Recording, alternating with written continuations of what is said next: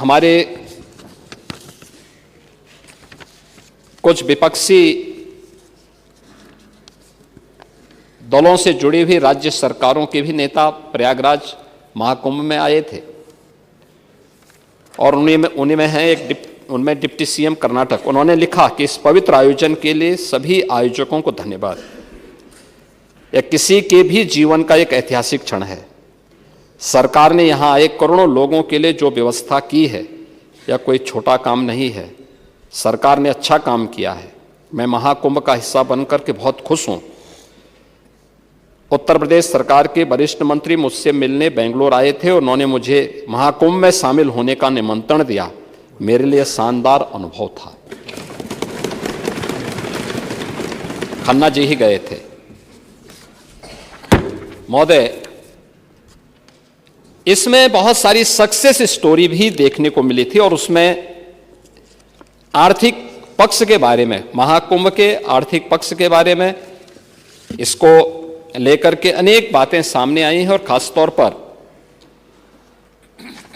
देश के अंदर अलग अलग तबके ने महाकुंभ के बारे में, चूंकि ये बजट की सामान्य चर्चा है इसलिए महाकुंभ के आर्थिक पक्ष के बारे में अगर हम चर्चा न करें तो विरासत को विकास के साथ जोड़ने में हो सकता है कि आप लोगों को भी कुछ कंफ्यूजन और ज़्यादा हो।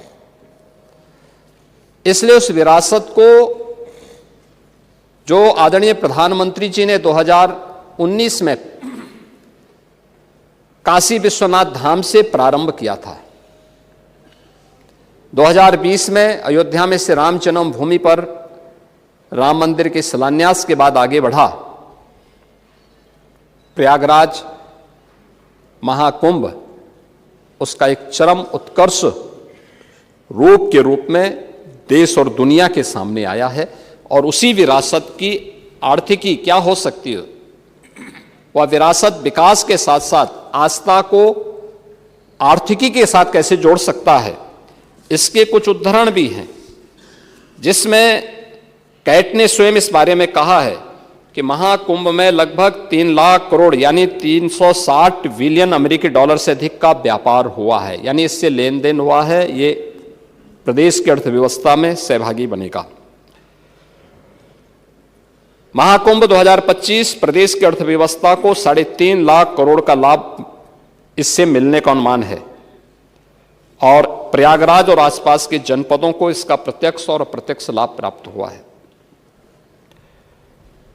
महोदय, इसमें भारत के जो मुख्य आर्थिक सलाहकार हैं बी अनंत नागेश्वरन, उन्होंने इस बात को कहा है कि महाकुंभ मेले के कारण उपभोग खर्च में तेज बढ़ोतरी की उम्मीद हुई। इससे भारत को चालू वित्त वर्ष में 6.5% की विकास की दर हासिल करने में मदद मिलेगी।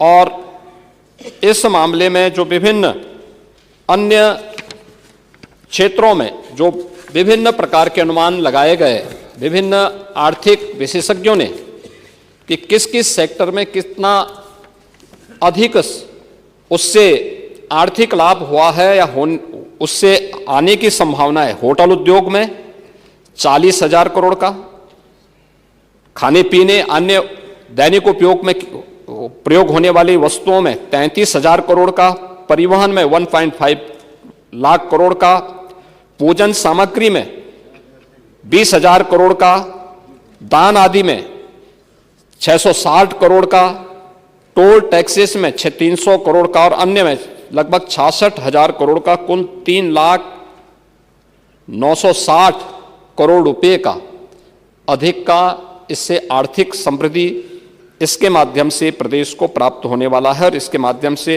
ये चीजें हम सबको प्राप्त हुई हैं।